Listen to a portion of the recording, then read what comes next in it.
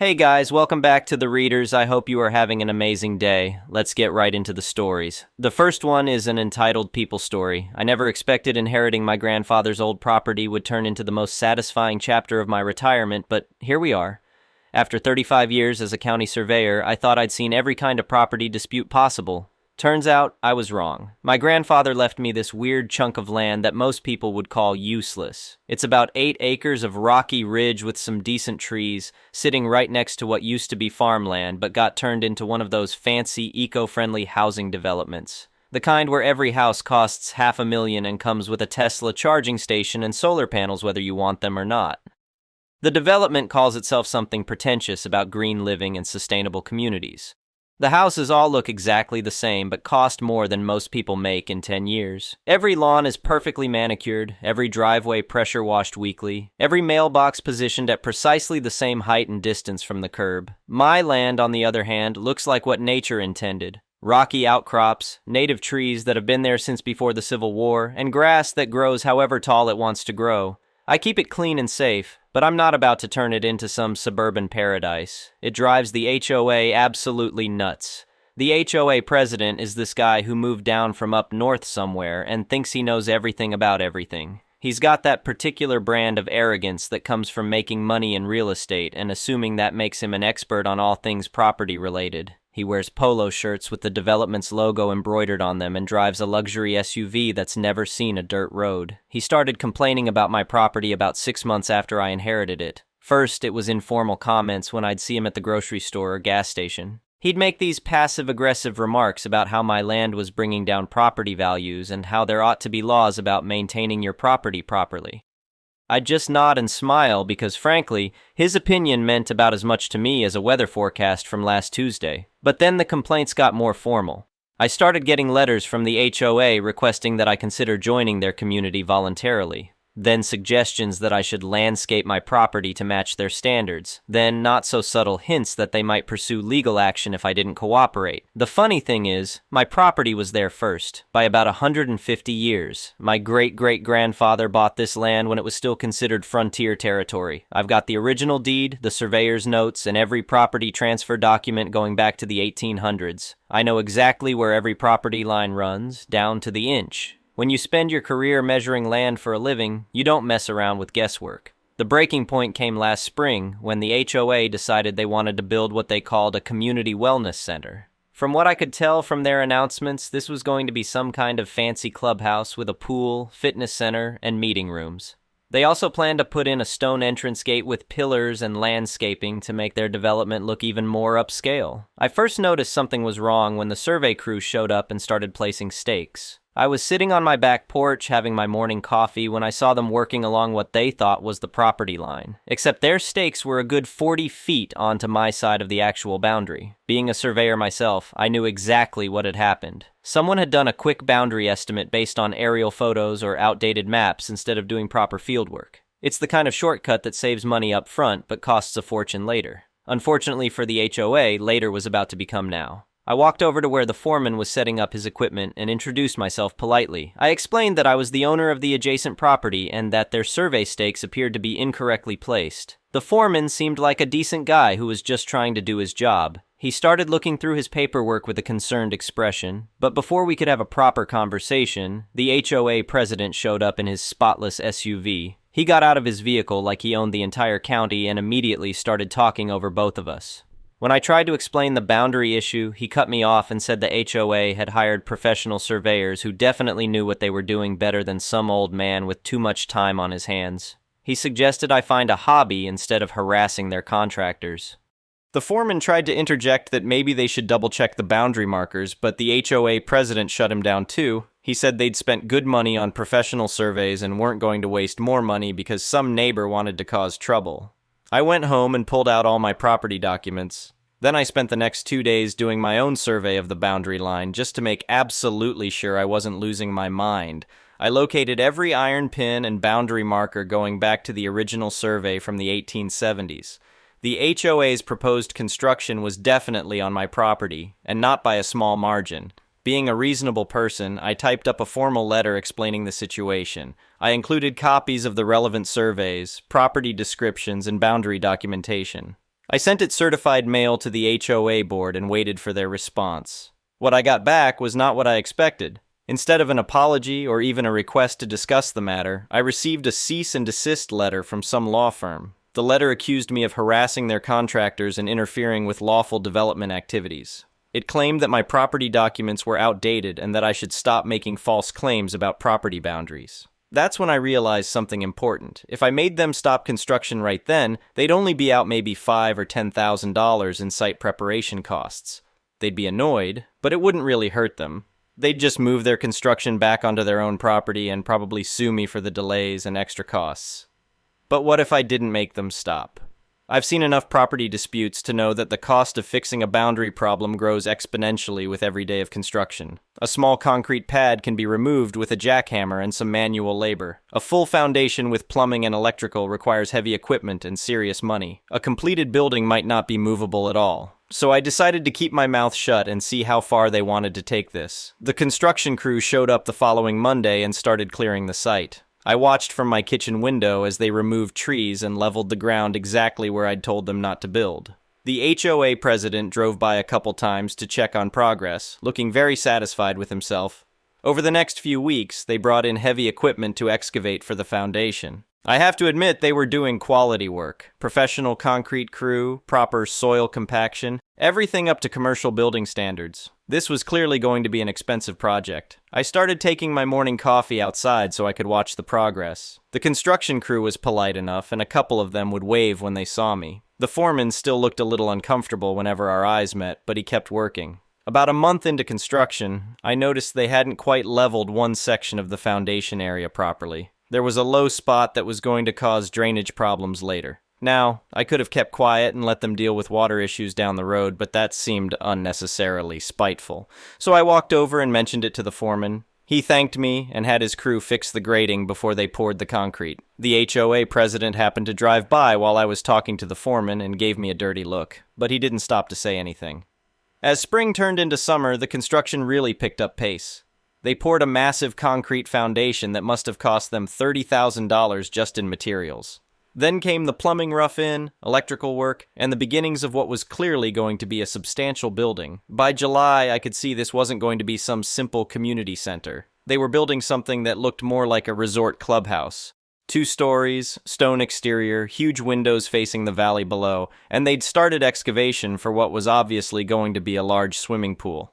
I have to say, I was impressed with the quality of construction. Everything was being done to high standards with premium materials. The stonework alone probably cost more than most people's entire houses. This was turning into a $500,000 project, maybe more. I kept all my property documents in a safe deposit box, but I made copies and started documenting everything. I took photos of the construction progress from multiple angles every few days. I made notes about what work was being done when. I saved every piece of mail from the HOA and their lawyers.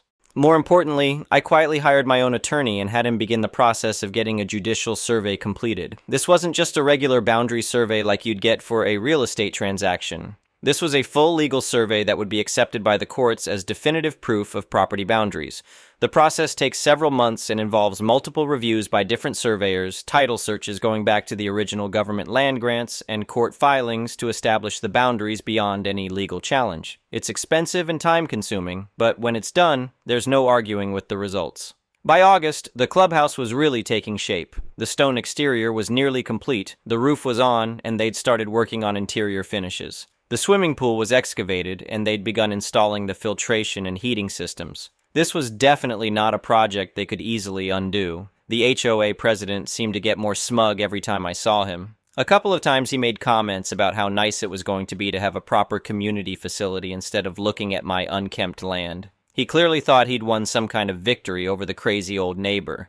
In September, they started landscaping around the completed clubhouse, professional landscape design with mature trees, decorative stone walls, and irrigation systems. They also finished the entrance gate, which was genuinely impressive. 2 stone pillars with wrought iron gates and a sign announcing the name of their green living community. I had to admire their commitment to quality. Everything was first-class construction that was built to last. The stonework matched perfectly, the landscaping was magazine-worthy, and the whole facility looked like something you'd find at an expensive resort. The grand opening was scheduled for the first Saturday in October. They sent out fancy invitations to all the residents and even some local politicians. There was going to be a ribbon-cutting ceremony, tours of the new facility, and a big community barbecue by the pool. I could see the celebration from my back porch. About 60 people showed up, including the mayor and a couple of city council members. The HOA president gave a speech about community pride and property values. Everyone seemed thrilled with their new amenity. They cut a red ribbon stretched across the main entrance and everyone applauded. Then they opened champagne and started the tours.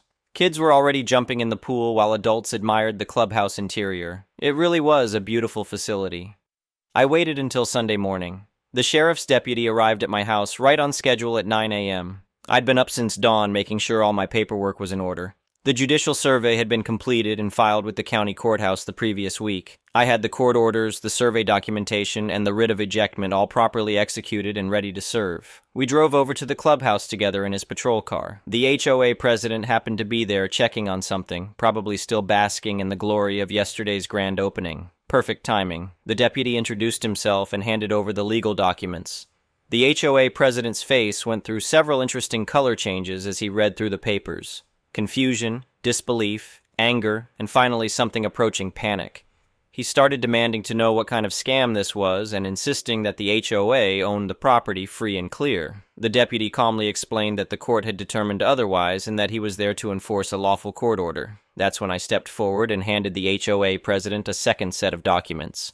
This was the bill for back rent on the property they'd been using for construction. 4 months at $2,000 per month, plus damages for unauthorized use of private property.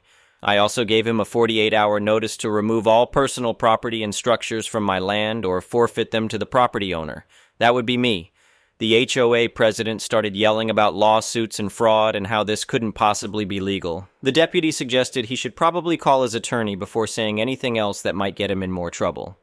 Over the next 2 days, I watched a parade of lawyers, surveyors, and HOA board members visit the property. They brought their own surveying equipment and spent hours trying to locate boundary markers.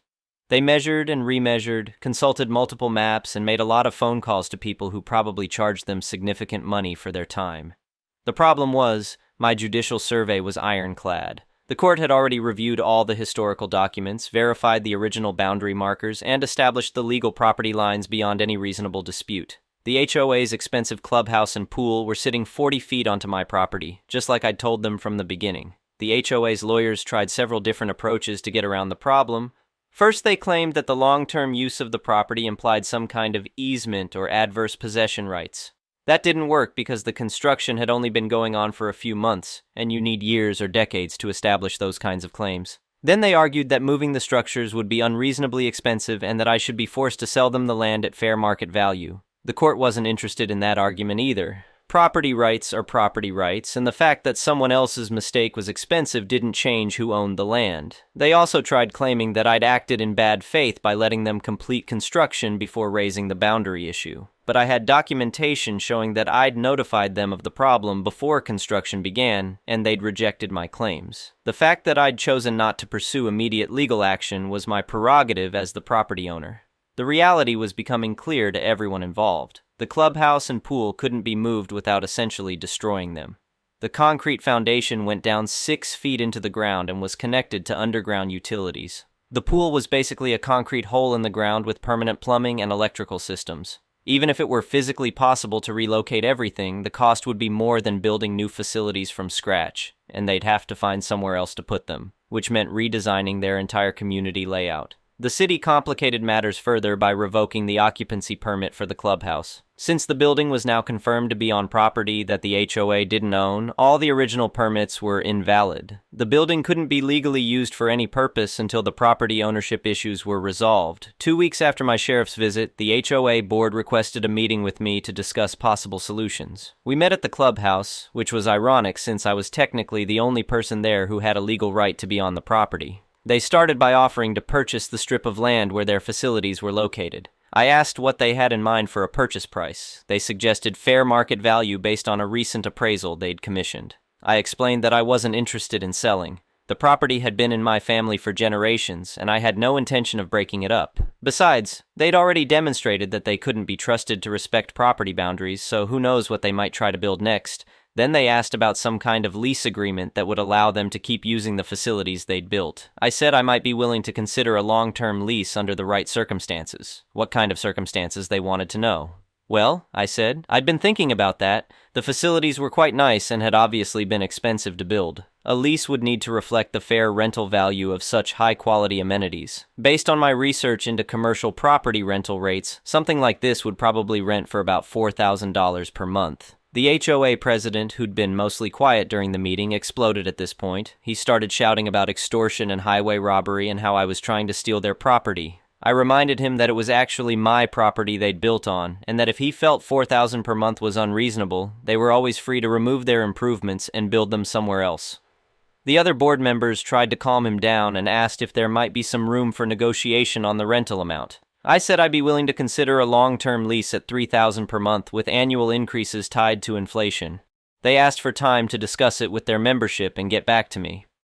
A week later, I got a call from one of the other board members. It seemed there had been some significant developments within the HOA. The membership had learned about the property situation and was not happy about how it had been handled. There were questions about why proper surveys hadn't been done before construction began and why my initial warnings had been ignored. More importantly, the HOA's reserve fund wasn't large enough to handle unexpected expenses like ongoing lease payments or demolition costs. The monthly assessments would have to be increased substantially to cover either option. The membership had voted to remove the current president and most of the board. They were also exploring legal action against the individuals who had made the decisions that led to this expensive mistake. The new board president called me a few days later to discuss the situation. She seemed much more reasonable than her predecessor and acknowledged that the HOA had created this problem through their own poor decisions.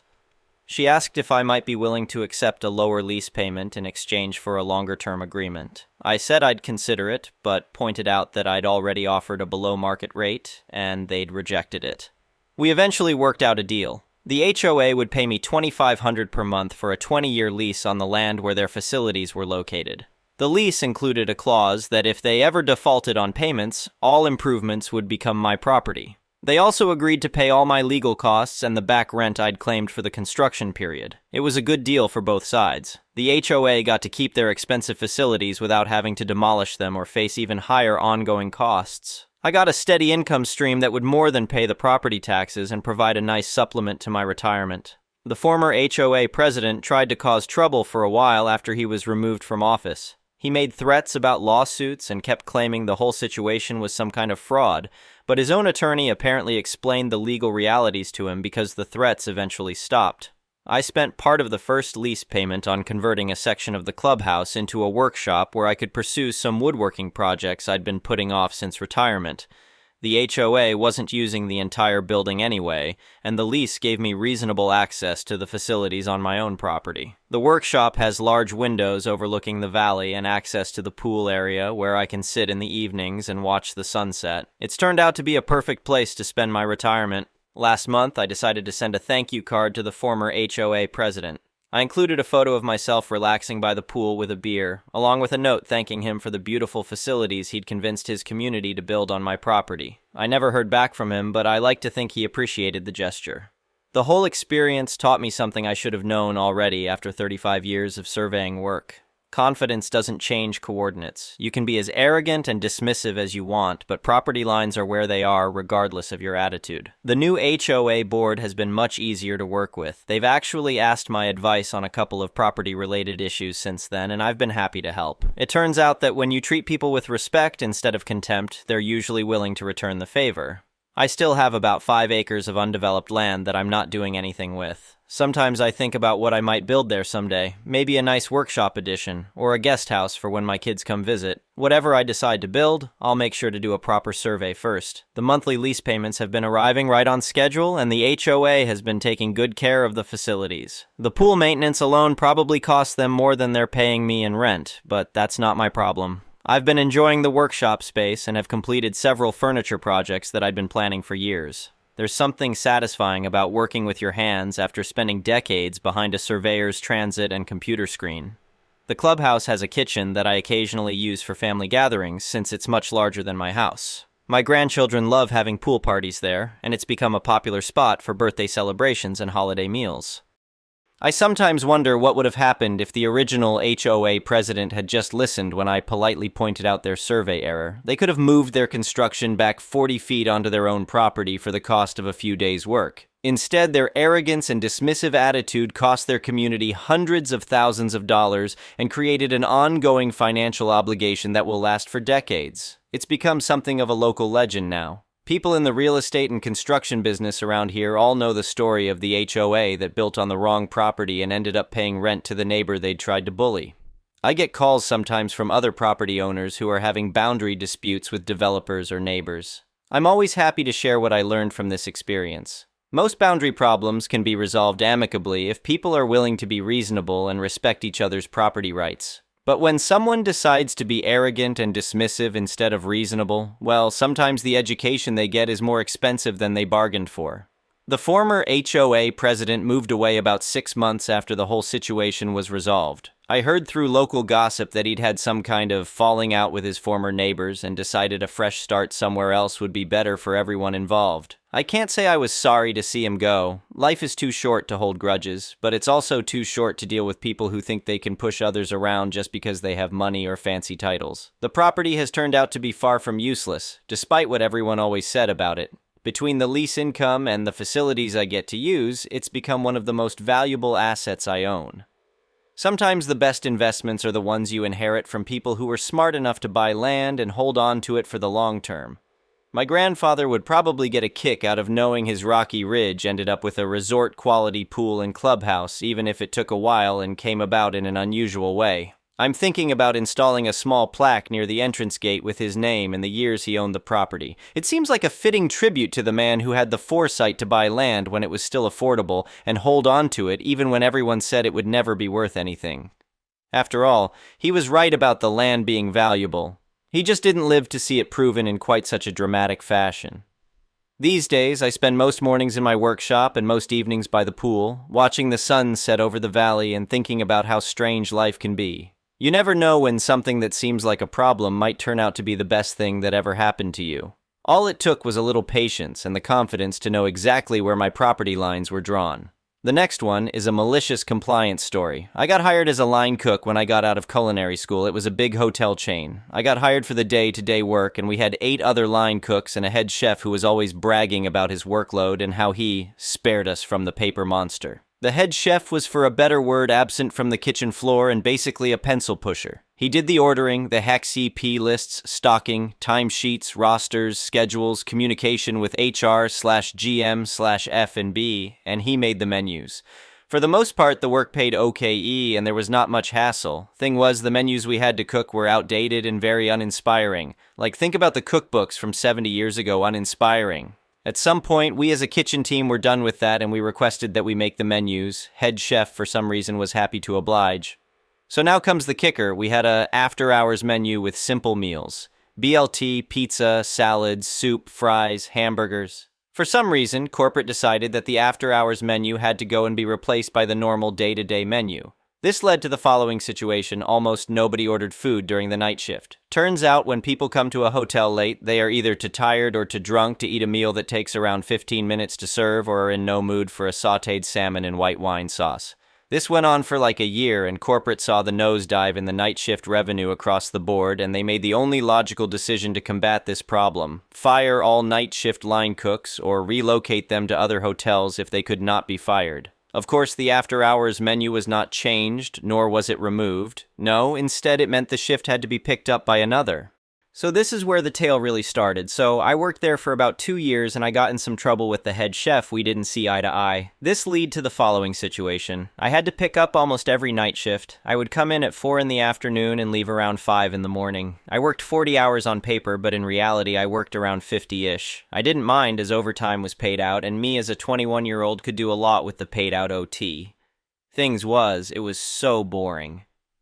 In the beginning, I cleaned the kitchen, checked the walk-ins for spoiled goods, set up a part of the breakfast, and did some minor paperwork. After about 3 weeks, I ran out of work to do. Every 2 or 3 days, I could clean something or check the fridges, but what first took an hour now took like 10 to 15 minutes, so I did the logical thing and started reading books, watching Netflix, talked to the night manager, starting to experiment with new recipes and hanging out with the interns. Basically, I was effing around on company time. So after a while, I got called into the office of the GM. I got a verbal reprimand for slacking. When I asked him why, he told me someone told him what I did during night shift. So I, of course, explained to him what I did and that in between these hours I had little to do. This led to a discussion between corporate GM and my union about what I could and could not do within the position I was hired for, but that's a story for another time. At the end of this whole ordeal, I was tasked with kitchen paperwork, and Chef just unloaded his whole workload on me, telling me to get to work and that the time for slacking was over. He said this all smug, and apparently he was assuming I would not finish this or I would come begging for help.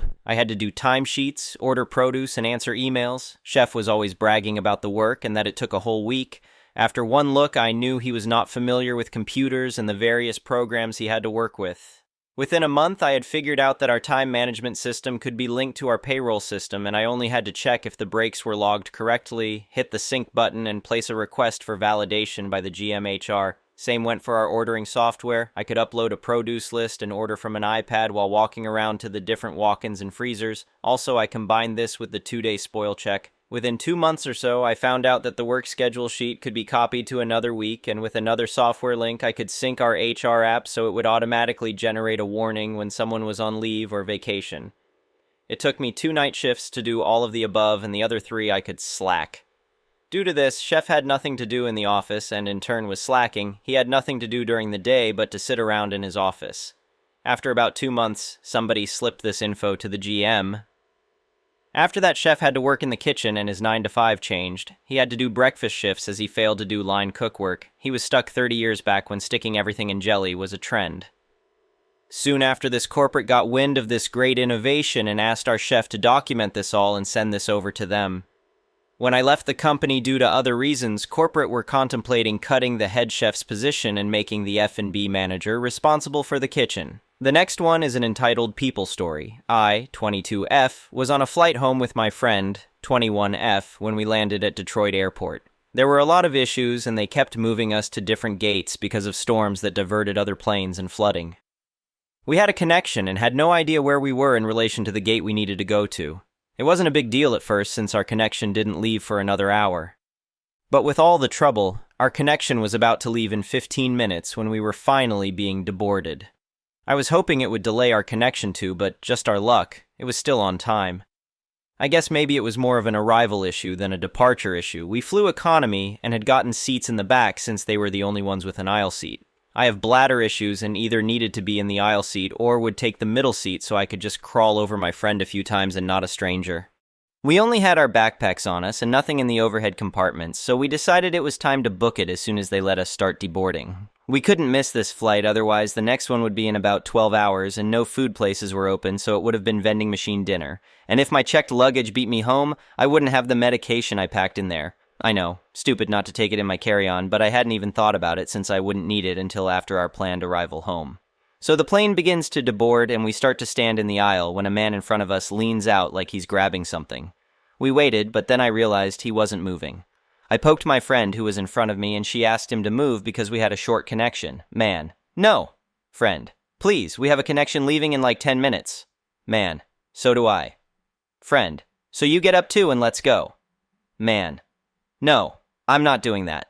My friend has a hotter temper than I do, and since I didn't want to get no-flied, I swapped spots so I was in front of her. I explained to the guy that we can't miss this flight since our checked luggage has medicine I need for the night and practically begged this guy with my sweetest customer service attitude if we could please sneak past him. He said no again, and his wife next to him was smirking at us like she'd won something by holding us up. I told him that he's allowed to be mad at us for going in front of him and he's allowed to think we're terrible, but he cannot touch us, so I was going to just go past him. I gave him another apology as I took a big step over his leg to get past. He then raised his leg up. I don't know if he meant to just stop me or trip me, but the latter happened and I face-planted in the middle of the airplane aisle. Mind you, I am not a small girl, so not only did I make a loud smack, but I probably also shook the damn plane, which made sure even first class could feel the earthquake that just happened. The guy had completely retreated back into his seat when everyone turned around to see what happened, so it looked even better for me that I just randomly fell on my face. He was just looking at his wife while she was covering her mouth, either trying not to laugh or because she was still in shock from what just happened. It was dead silent while my friend helped me up and another passenger helped me grab something that fell off my bag. I didn't say anything else other than a thank you to the girl who picked up my backpack dangly and just pulled my friend away before she could spit more than just insults at the guy. I know damn well she couldn't have taken him, but that's never stopped her before. I did my best not to look as mortified as I felt as we made our way up the aisle. We asked a few people if we could go in front of them because of our connection, and the only people who said no were the people who had done the same thing to get closer to the front of the plane. My friend wanted to say something to the flight or gate attendant about the guy, but 1, we didn't have time for that, and 2, I just wanted to go home and was already embarrassed enough. Thankfully, our gate wasn't too far away, and we made it as one of the last 4 people in the boarding line. Meanwhile, I watched the man and his wife book it across the airport to make it to their flight. A spiteful part of me kinda hopes they didn't make it, but we'll never know. As an aside, I completely get if you didn't like the fact that I basically tried to cut in line. I didn't like it either, and out of all 4 flights we'd taken during our trip, I only tried to do it this once. And you're well within your rights to be mad like this guy, but personally, I don't think tripping me was warranted. Anyway, thank you for watching.